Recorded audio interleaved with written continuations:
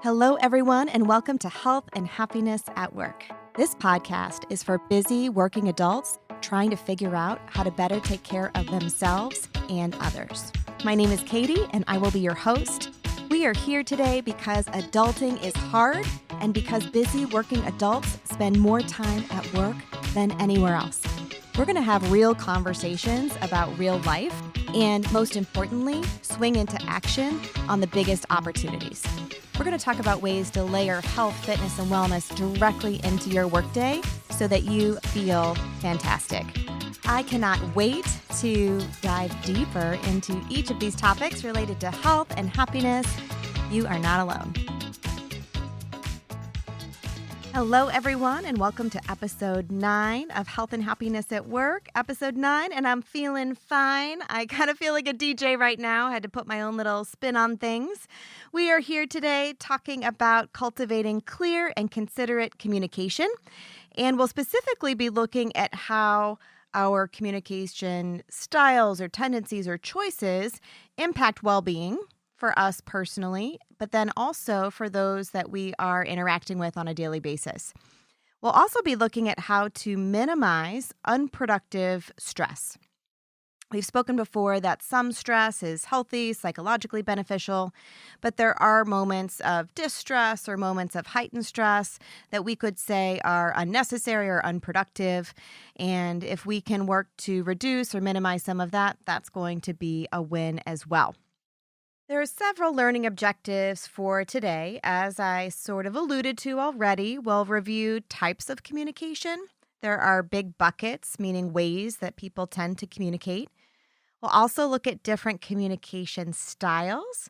So these are the choices we can make about how we want to be intentional with how we're communicating with others. Perhaps most importantly, we'll look at the types of skills we can hone or develop so that we get the outcomes that we're after. Oftentimes, communication is positive and productive, but of course, there are times of conflict and there are times that it's uncomfortable. And I think through some of the discussion and skill building and considerations today, we can really uncover some ways to, as I mentioned, get the outcome that you're after. And again, keep everyone involved, having an experience of growth and learning and understanding. And yes, of course, emotions are a natural human response to things, but I think today we'll be able to steady ourselves with some of these practices. So what is communication? It's not just our words. That's probably one of the most important headlines for today. Communication is an exchange of information or news. And we don't only communicate through the use of our words or the tone of our voice. There are many different ways that we communicate, especially in this era. And today, I'm excited to take a little deeper dive on some of these. All right, so in looking at types of communication, let's start with verbal. What is verbal communication? This really speaks to our use of words to share information. And so anytime we're using words, that could capture our spoken communication or our written communication.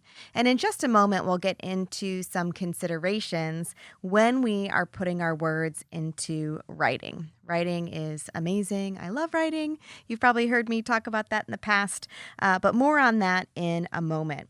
So our use of words. We can break this down even further.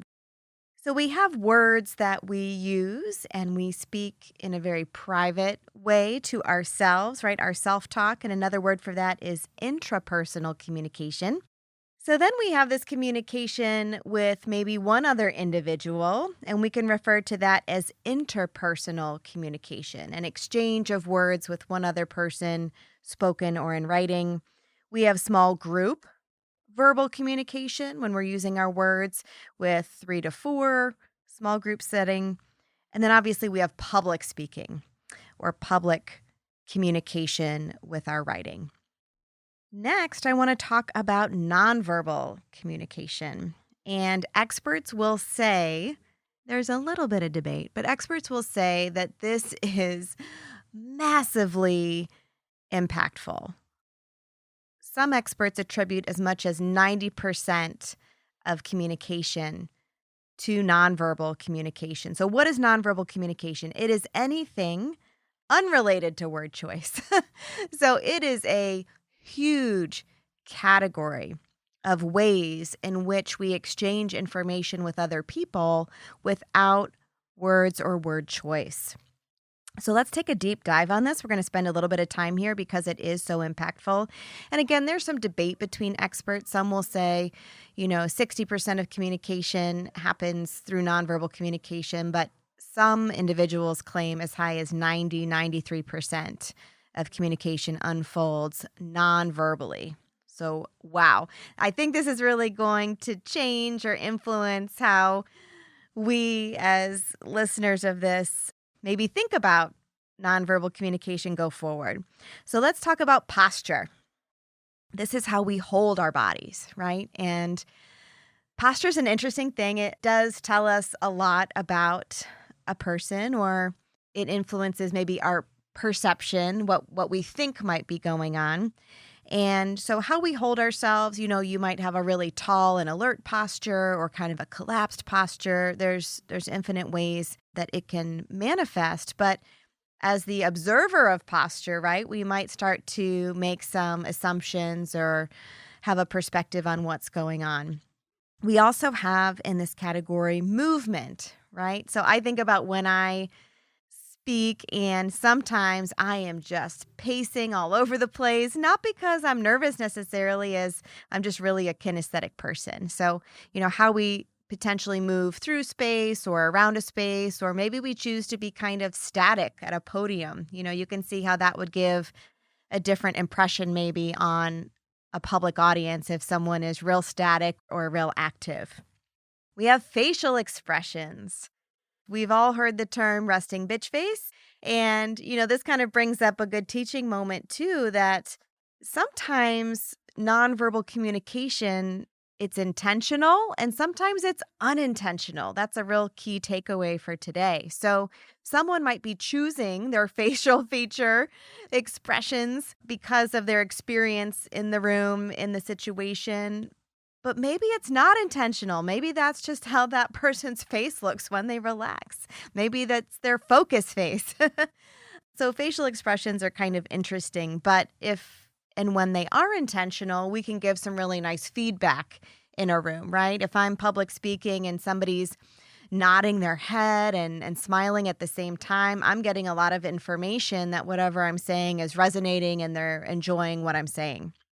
Gestures. Gesturing is something we use in theater and dance to communicate, but we use a lot of gesturing in our culture. We can all probably think of a couple of gestures that are unkind when we're driving and we're irritated and we want to let someone know. But we also have gestures that can kind of be just simply expressive. Like I joke about talking with my hands a lot and, kind of waving them in the air to create emphasis. Pointing, waving, so many different ways we can choose to use our hands within our culture to communicate something. Body language, I think one could argue that a lot of this is as a catch-all body language, but maybe a specific example of body language would be arms folded across the chest to kind of set a boundary or create some physical distance. And speaking of that, we have what's called proxemics, or personal space, and how much space we choose to create between us and another body or the group that we're working with. Some people have no personal space, and we call them close talkers. And, we all have an experience of that. Like, ooh, you're in my bubble. And so it's something good for us to be aware of. There's eye gaze, where the person is staring or looking. And then more specifically, there's eye contact, right? Ooh, this is interesting. I was in a training earlier this week, and the mental health expert was talking about the power of eye contact and how sometimes eye contact can feel really uncomfortable in certain situations or conversations, and specifically with teenagers who are a little bit more self-conscious and maybe some topics are especially uncomfortable. And she was talking about this idea of parallel play and doing something side by side with a teenager when you're having difficult or uncomfortable situations, just so it feels a little more safe for them. So that's just a great example about being mindful or intentional with eye contact. But we can also choose to make eye contact because we want to express that we are really there for the person and we want to have that intentional connection. Next, we have touch. Gosh, this is really important for us to talk about. Touch is sometimes welcomed, sometimes not, sometimes appropriate, sometimes not. It's, again, something for us to read the room. And if we are trauma informed as speakers or practitioners or team members, not everyone wants a hug or a pat on the back or a squeeze on the arm. Some people will feel very unsafe and uncomfortable with that. So that's something that we all have to be aware of and even ask permission, like, I'm a hugger, is it okay? And then some people kind of can make a joke and say, oop, nope, not my thing. I'm going to pass on the hug. So touch. Appearance falls into this category. So as I was looking into this a little bit further, it did start to make sense, right? So if someone has a uniform or a lab coat or their favorite sports team on, I mean, we can really communicate a lot with how we choose to dress ourselves and maybe affiliate with a certain group or passion that we might have. So that's interesting. Objects and images. So I almost think of this as props. If I'm holding a cup of coffee and public speaking, it might kind of send the message that I'm ready to caffeinate and rock and roll, and I'm making it a little more casual. So that's just kind of a fun example. Then there's something called paralanguage, which speaks to the speed, the pitch, the tone, the volume, all the other variables that go along with communication, right? And we've all probably been in a scenario where the tone or the pitch or the speed really did emphasize whatever word choice the person was making. So the nonverbal maybe goes with the verbal in many instances. So with that, I think we can start to transition into communication styles. So we all have maybe a default style that is characteristic of our personality or how we've historically always communicated.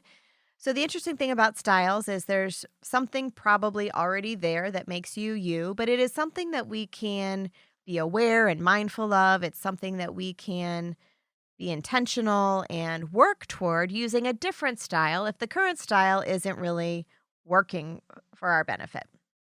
So we're going to start by exploring what's called assertive communication. Assertive communication comes across as confident, it comes across as direct, and it's considered to be the most effective and recommended, particularly in business settings, or you could say maybe business transactions. It's characterized by a consistent use of I statements. I might say something like, I feel strongly we need to meet again. I think it would be really helpful to clarify next steps. So that's me being direct, being proactive, stating my thought and opinion, and it's done in such a way that people are pretty clear on my stance about having another meeting. Assertive communication may feel uncomfortable to some folks, right? Because it is incredibly direct. I was listening to a Brené Brown video. They're all gems. And she said something that we'll come back to later on in this podcast as well. And it's this idea of clarity. But I think the benefit of clarity, or a characteristic of clarity, is that it can be direct. Because when something's clear, you're not beating around the bush. So I think clarity and directness, I think there's a similarity there. But Brené Brown says that clear is kind and unclear is unkind.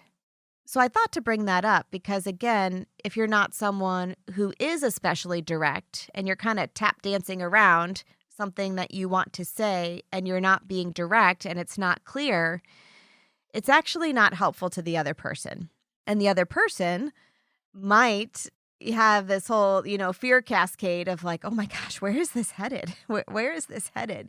And we're not responsible for anticipating everybody's needs 100% of the time. People are responsible for their own feelings and emotions, but we can be compassionate and we can be intentional and we can be aware and we can do our best to be candid, right? Next, let's talk about aggressive communication.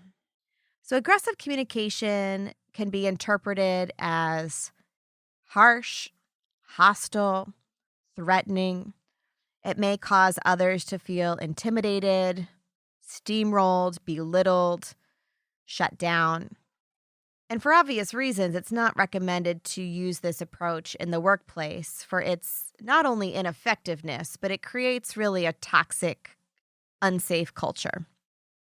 I do think outside of business, if there was a real threat, if you were experiencing harm, if someone was approaching you, I can see where being aggressive and saying, no, stop, get away from me, and owning your emotions and communicating it assertively to the extent that maybe it seems a little aggressive. I can see how in an unsafe situation that might make sense, but I'm talking like something happens on the street, someone approaches you, it's not how we want to behave in a boardroom setting, because we are wired to respond. We're wired to react.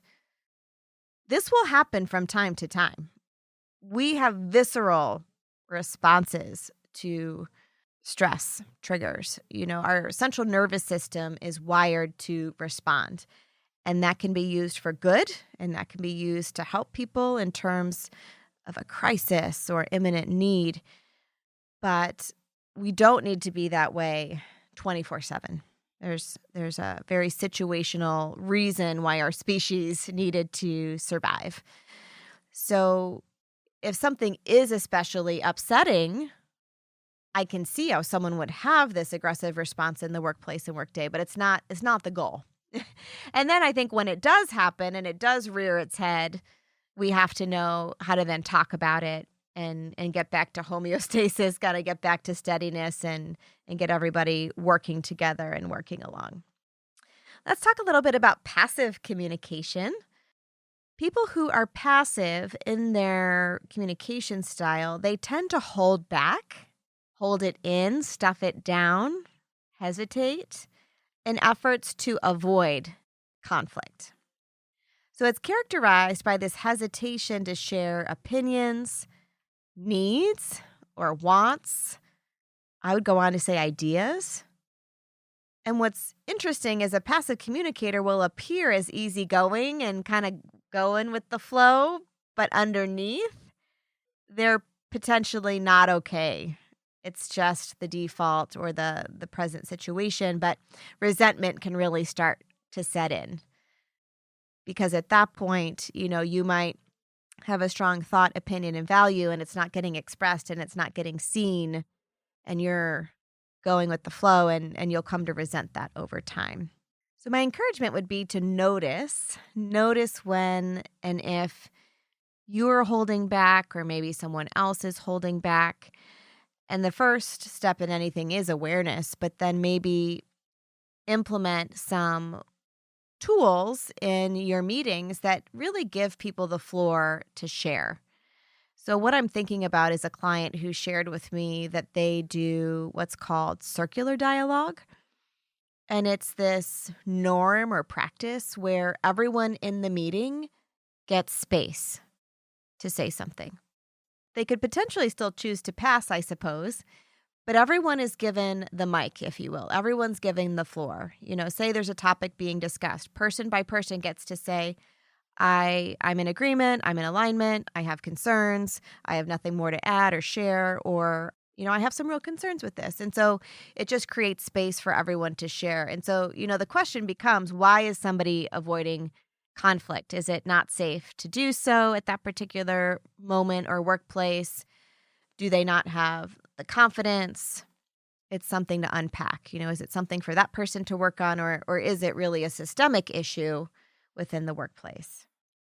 Let's talk about hybrid communication styles. So there is something called passive-aggressive communication. This is probably the one most Americans are familiar with. So with passive-aggressive communication style, communication is indirect, yet it still indicates something is brewing underneath. So this is the person that says, no, I'm good, but they're so not good. Right? You can tell by the tone, by the body language, by them no longer contributing to the meeting that they are so not good, but they're going to tell you in other ways, right? This style can also be characterized by sarcasm, patronizing comments, kind of saying something under your breath, or potentially gossiping.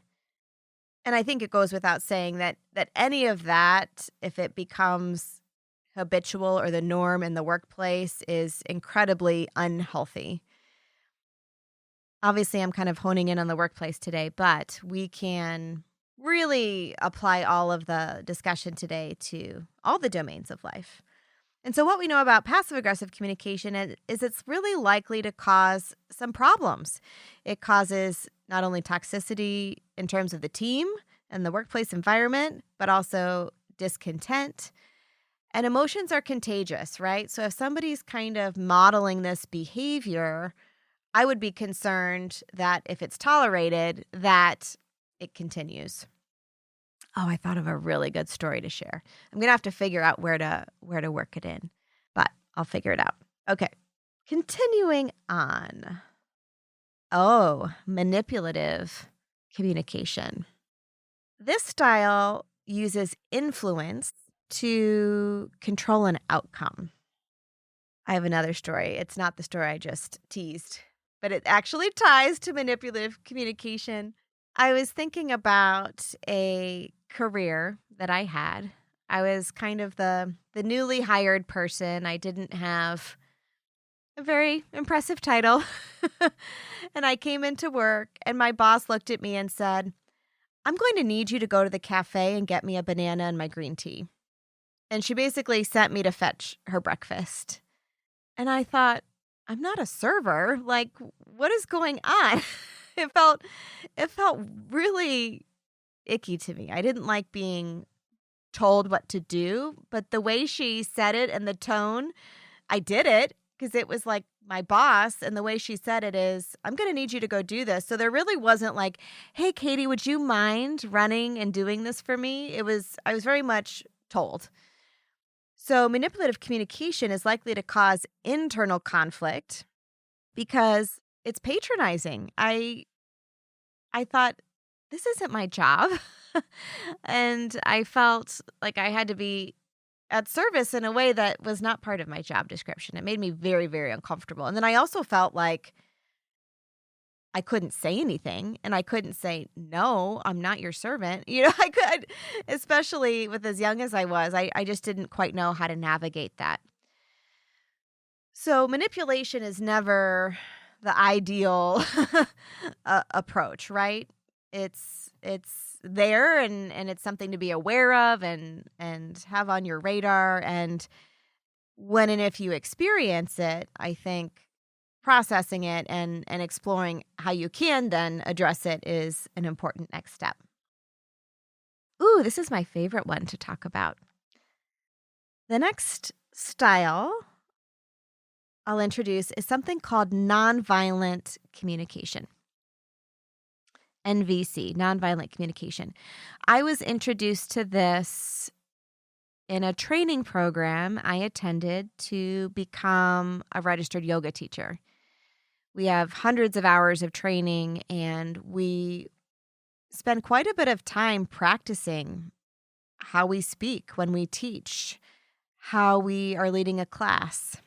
That is also where I got some education about touch and using it appropriately so as not to upset someone. And so nonviolent communication has some really amazing characteristics, and I'll just walk you through those. So it's incredibly conscious. You're really making sure that all of the communication types are compassionate, collaborative, authentic. It's also a style that is really looking to create connection as opposed to distance or disconnection. And again, I can't think of all the examples right off the top of my head, but I anticipate we've all been in a situation where someone said something or did something non-verbally, and you felt like a wall needed to go up, a mask needed to go on, an arm needed to be put out to create distance between you and this other person. So with nonviolent communication, we're seeking to connect. And you can see how if you're married to someone, living with someone, caring for someone, these are people we're very much trying to connect to, right? And we may default to aggressive communication or assertive communication, but nonviolent communication and really nurturing that connection is the better fit. Nonviolent communication is also characterized by knowing how to ask for what you want, how to hear others, even when you don't agree with them, and how to move toward solutions that work for everyone involved. So that's like a really long way to say you're looking for the win-win. You're having this information exchange and you're looking for the win-win to take care of everyone who's involved. And that's really how we're tying this all to well-being today as well. And this is really the neatest characteristic. It is intended to share power with others, not have power over others or take someone's power away. So it's encouraging, it's nurturing. I can't say enough great things. Obviously, I was exposed to this style through training that I received, and I spent some time in that program. But if this is something that's really speaking to you, there are multiple books on the topic. And there's one here in particular I would recommend by Marshall B. Rosenberg, PhD, Nonviolent Communication, A Language of Life. It talks about empathy, collaboration, authenticity, and freedom. So if you're really looking to, again, work with people, speak with people, have exchanges with people in such a way that is driving connection, empowering others, I would highly, highly recommend checking this out. I also found this infographic that provides a really strong visual summary of nonviolent communication and the process of it. So I thought I would walk you through it. So if you close your eyes, I'll do my best to communicate what this infographic looks like. So picture kind of a clock, and we're going to go around the clock, not with numbers, but with a process. Okay, so we're going to go clockwise. So with nonverbal communication, we start with observations or facts. Once we share observations and facts, we then shift to share feelings or emotions. From there, we go on to express our needs or values. And from there, we move on to make a request or what action we might be after. I'll do my best to give a real-life example. So say I'm at work. Say I'm having some challenges with my coworker. And so I'm going to go to my boss, but I don't want to be a tattletale and I don't want to be a jerk. I want to be assertive. Really, I just want a different outcome because it's making the workday more difficult than it needs to be, and it doesn't seem like a productive use of stress. So I might say something like, I'm noticing that Bob is late every day, and it makes me feel frustrated because I need his report to do my job. It would be super helpful to me if he could be on time and if someone could speak to him and see what's going on and understand if there's a problem at home. That was a little windy, but I stated a fact. Bob's late. I stated a feeling. I'm frustrated. I stated what I need. I need to be able to do my work, but I don't have what I need to do my work. And then I made a request. I'd love for someone to talk to him. I don't know that I'm the best person to talk to him. And I also don't want to assume that he's just being late to be a jerk. Maybe there's something going on. Let's be open that, like, let's just check in on Bob, right? That was a funny example. I just made it up as I went. But the intentionality of stating a fact, sharing your emotion, sharing your need, making a request, it's thought to build connection. It's very intentional. I thought about each step of the process. When you make a request of someone else, you're then giving them power. So it gives them freedom to do what they want. The boss could hear this and say, I don't think we need to say anything yet because it's been 3 times. Or they might say, I hear you. I've noticed the same thing. I'm going to go ahead and say something. So both people have been empowered. One person to state their request, the other person to choose what they do with that request. And so then choice is involved as well. So very, very cool stuff. I should have led with this at the beginning of the podcast. It's not like we learn best practices or certain skills or tactics and we nail it right away. Kind of like anything in life, you might know the ideal thing to do and it doesn't happen. So it takes time and practice to really get to the point that you're using all the skills and developing all of the skills.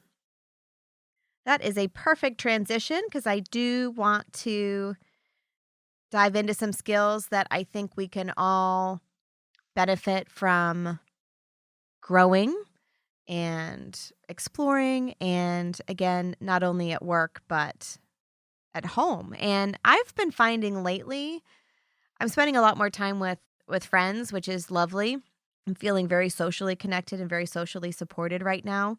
But I'm noticing that the more time I spend with friends and sometimes with family as well, they're sharing what's going on in life. They're sharing their own situations. Like, we all have our own stuff we're navigating and our own tough stuff, as I like to call it. But you start to hear what other people are going through. And so then as a friend and as part of the exchange, you then have to decide what to do with that information. How do I respond? What do I say? How do I be helpful? How do I be a good friend? And that can be really tough. And some people aren't able to process in the moment. They kind of have to sit with something to process it. And so hopefully some of what I'm sharing today will also help with social situations so that you can be a great listener and a helpful friend. The first thing we're going to talk about is giving and receiving feedback. So the question becomes, is feedback a bad thing? No, feedback is not a bad thing. Feedback can be especially positive, like praise or appreciation, gratitude, encouragement. Feedback can be tough to hear. It can show up as criticism. What do people like to call it? Constructive criticism. It could be perceived as negative if it is a little aggressive maybe in how it's delivered. It can also be a little bit more neutral, kind of like the nonviolent communication approach. So say you're being evaluated at work, you're getting feedback on what you do well, what needs to improve.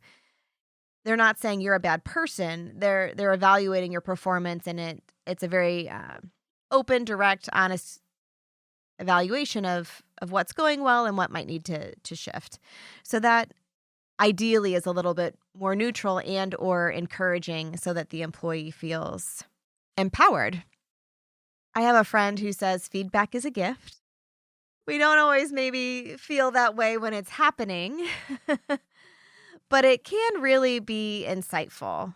And we may think we're self-aware. We may think we know what we're doing and how it's being perceived.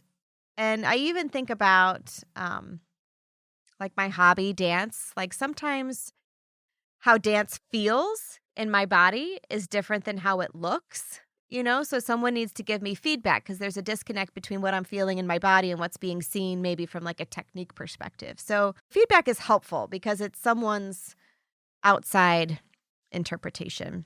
I do think it's helpful and respectful to ask permission to give feedback. Now, an employer or a boss could argue, like, I'm not going to ask if I can give feedback. I'm going to give feedback because this can't keep happening or whatever it is. The reason I say ask permission is because this is just a mindfulness thing or a considerate thing, I think. We never know what kind of day someone is having. They could be hungry. They could be angry. They could be lonely. They could be tired. It could be a combination of it all. There might have been 8 other awful things that happened that day or tough things that happened that day. And so I say this because I just really would never want to kick someone while they're down. And so my encouragement is to say something like, hey, I have some feedback for you. Is this a good time? Or I have something to share with you. Would you like to hear it now or later? It's just something that will help our work. And in some situations, if you're unclear if feedback's even an option, maybe because it's a social situation, you could say to the individual, are you looking for feedback? Or, did you just want to share with me? And that stuff can be very, very tricky, but I do think people are navigating some stuff outside of work, and you don't know what somebody's kind of private thoughts are and how they are that day. So I think there's a time and a place maybe for feedback. Okay, let's talk about active listening. Active listening. Oh, this is the perfect place to share my story. Okay, active listening. It's just like it sounds. You're an active participant in the conversation, not because you're speaking, but because the body language is such that you can just tell, the other person can just tell that the person's listening. So here's what happened. I'm in a Zoom meeting with 2 people I've never met. And it's hard to be anonymous with all of this. I'm going to have to be kind of vague to protect those involved. But long story short, I'm in a Zoom meeting with 2 people I don't know. They asked me something about my family. It was a personal kind of family history type of question. And it was hard for me to talk about because it involved my father and he's passed away. And when he passed away, it was a surprise, and I'm okay talking about it now, but it was a very difficult time, and I was asked to share, and so I start sharing. One of the individuals in the meeting is clearly not listening. The person's working on 2 devices. Like, I can see they have another screen and then the Zoom screen. They're totally working on something. Nonverbal communication. They're totally working on something. I see the eyes darting back and forth. I see the clicking. I see the writing. I see the head down.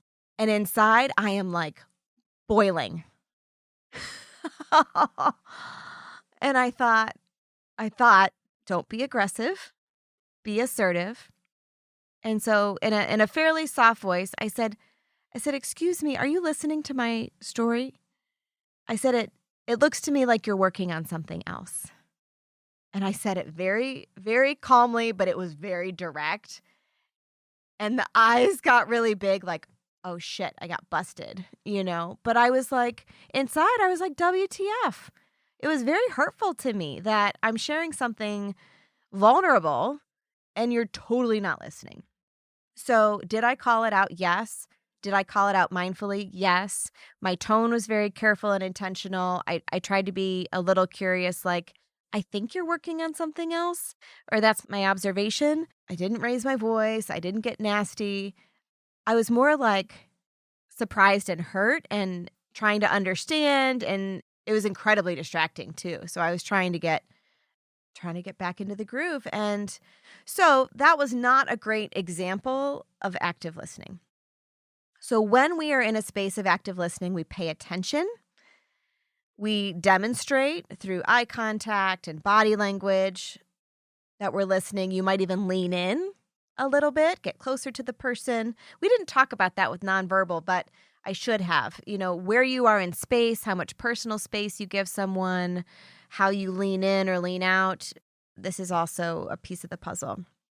With active listening, you may have an opportunity to give feedback. They may ask you for feedback. They might end by saying, What do you think? They might not. So if they don't ask for it, maybe don't go there, depending on the context.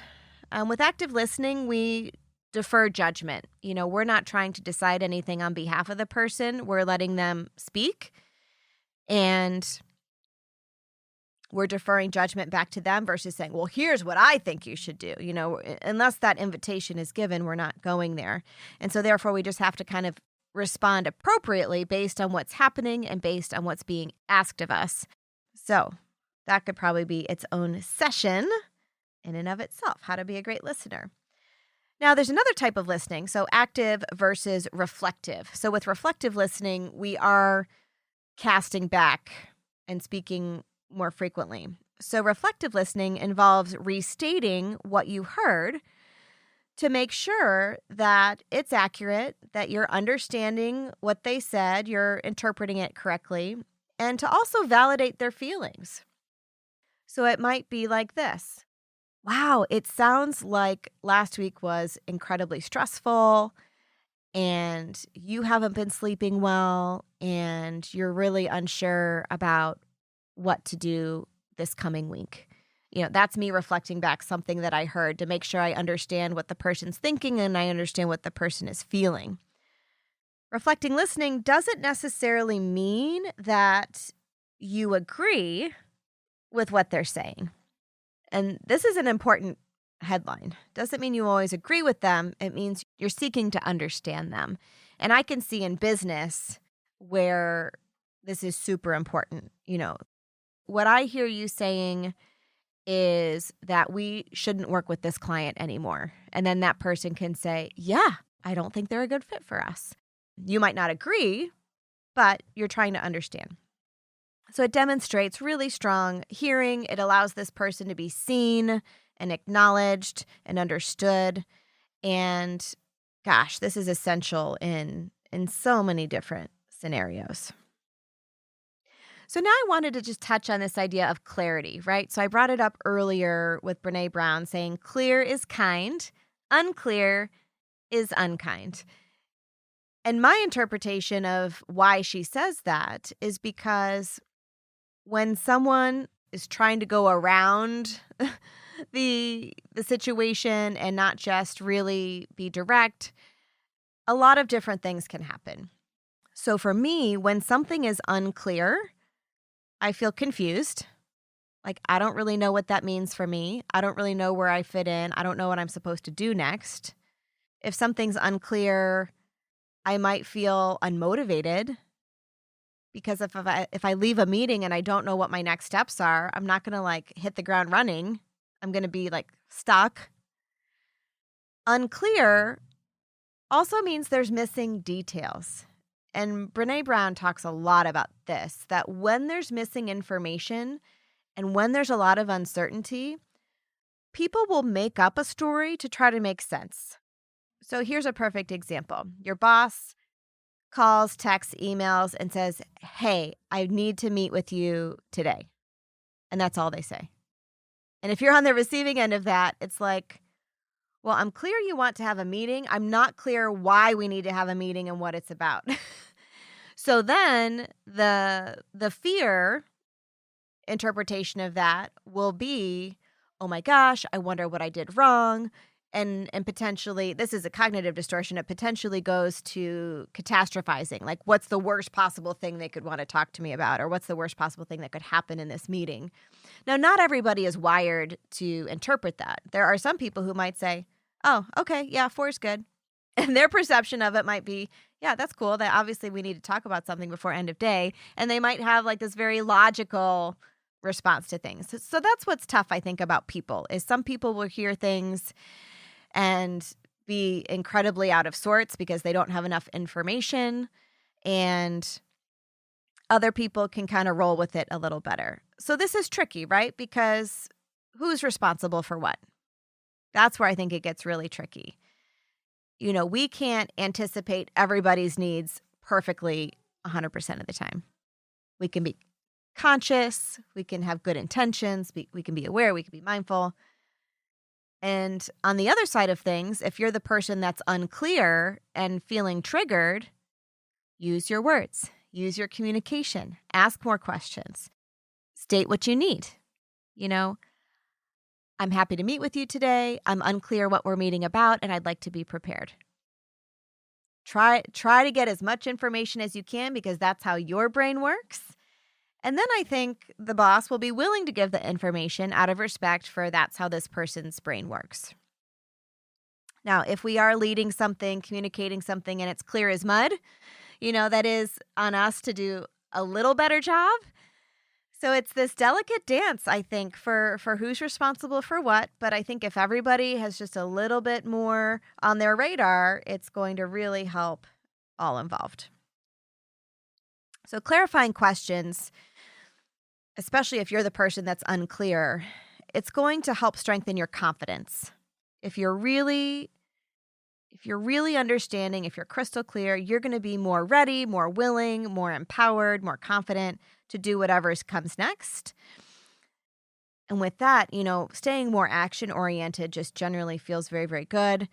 You're going to have a better understanding of the whole situation, and it fills in those gaps, right? When there's gaps of information, that's where things go sideways. And so we have to really seek out that information so that we're not assuming and we're not filling in the gaps with our own version of the story, but we're kind of collecting the facts, seeking to understand. And that is just, so helpful. I'm sure people who attend meetings with me are tired of me saying, I'm unclear about this. Please help me to understand that. But I think I run a really damn good meeting. So there's that. Just a couple final things. I wanted to talk about types of questions. So there are open-ended questions and there are closed-ended questions, right? So a closed question, you're going to get a one-word answer. And oftentimes it's a yes or a no or a good or a bad. How was your day? Good. Versus, hey, I would love to know more about your day. Could you share with me? There are different approaches to get more information out of someone. So open-ended questions are ideal when you're really seeking or sensing a need for someone else to share. And so open-ended questions kind of pulls lots of detail out of the other person. Yes or no questions, they're not always a bad thing. It's not something that you never want to use. There are very specific situations where yes or no can be helpful, in my opinion. So I find yes or no questions helpful when I anticipate that someone is low on bandwidth, when I anticipate that someone's uncomfortable, when I anticipate that someone's overwhelmed, or they're unable to elaborate. Maybe they're in a situation where it's not appropriate to share. So the question might be, are you okay? And you're going to get a lot of information with a simple yes or no if the person's in a situation and can't talk about said situation, right? That's a very powerful question. So there will always be some situations where yes or no is excellent. The best example I like to give is when a woman is in labor. A woman in labor does not want to have a conversation, in my opinion, in my experience. A woman in labor wants to be on the other side and holding the baby. Now, no, we can enjoy this beautiful birthing process. I feel strongly about that too. But my point is, if I'm mid-contraction and someone's saying, what can I get you? I'm going to say, or throw up a gesture. But if someone said, can I get you ice? Can I get you a blanket? That's a yes or no. That's like a really easy thing to share. Similarly, I was in a really, sad week of my life. And people were trying to be helpful and I didn't really want to talk about it. And so people would say, what can I do for you? And I'm like, fuck, how do I answer that? Okay, that's, I think, maybe the only F-bomb I've ever dropped on this podcast. So we'll decide whether it stays or not. But in that awful week of my life, when someone said, what can I do for you? I did not have the bandwidth, the mental capacity to string it all together and articulate my needs. Like, it was just not happening. But when someone said to me, I'd like to bring you dinner. Can I bring you dinner? Then I said, yes, thank you. So being really dialed in to, does this person want to share, need to share? Can we get the information out? Or is it more appropriate to keep this concise depending on the situation? I just feel really strongly about that. Again, today's not really about miscommunications and conflict, but we're going to touch on it just a little bit. I think if something is escalating, like it's not going the productive direction of getting to a solution or resolution, if something's just escalating and tone is awkward and weird, picking up the phone and having a conversation, even though it's uncomfortable, is likely to be the way to go. And man, moments of conflict and this type of stress, I would actually call this productive stress, right? It would be unproductive to just sit there and let it brew, but it's productive to say, we need to talk, we need to learn, and we need to grow through this, and we need to better understand each other, and we need to get to a resolution. So we can kind of grow into this growth mindset and use some of this assertive communication to get to the other side. I like to say the only way out is through. We can't really go around because we're just going to have to go around and loop, and that's unhealthy, unproductive. So we got to get to the other side of it. And so even though it's potentially super uncomfortable to talk about conflict or what happened, trust that by doing so and having that 5 minutes of uncomfortable, you benefit by not having 5 days of uncomfortable or 5 years. It's, the risk I think is too high. Really, the final thing I wanted to touch on today as we start to wrap up, and I intentionally did it throughout the episode, and I do it all the time anyways, is this idea of storytelling as a means of communication. I know it seems like I'm just stealing everything from Brené Brown today, but I'm really not. She had so many gems recently that tied to this topic. She says that stories are data with a soul. So stories allow us to tell information. I'm actually blogging on this currently, this idea of storytelling and how can it be used for good and positivity in the workplace and in your wellness program. And gosh, psychologists and anthropologists will agree that we are hardwired for storytelling. Thousands of years ago, we didn't have libraries and textbooks and social media platforms. People were sitting around a fire and people were sharing. They're sharing cultural stories. They're telling family stories. They're telling stories of the day.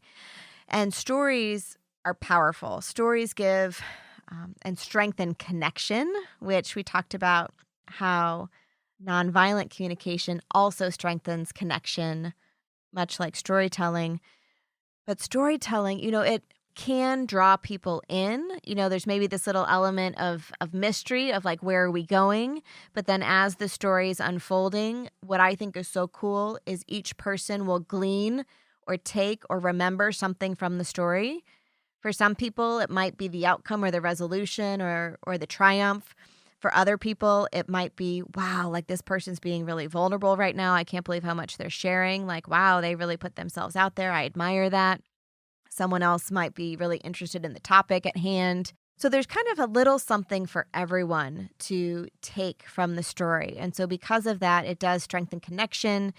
It makes it more real. It makes it more maybe tangible because it's a real life experience, not a theoretical experience.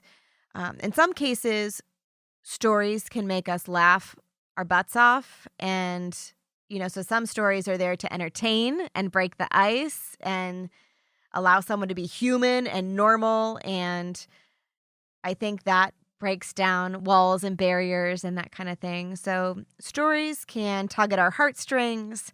They can leave a mark. I'm sure there's a way to overdo it, and hopefully I'm not overdoing it with my storytelling. That's just what comes up for me. That's my inner censor going, stop talking about your life, Katie. But I do it because I want whatever it is I'm sharing to be applicable or relatable, or this is how it came up in real life, and this is how I unpacked it. So stories are pretty neat. Now, not everybody is maybe comfortable telling a story, because guess what happens when someone starts to tell a story? All eyes might go on that person. And so there are a lot of people that have social anxiety and, maybe having a really tough time with that many people looking at them or hearing their story. But Just something to keep in mind, especially in business and life. And it's not about, I say this all the time, it's not about oversharing. It's not about disclosing. It's not about breaking confidentiality. It's not about throwing someone else under the bus. It's not TMI. It's sharing something authentically. It's sharing something with just enough information to get your objective across.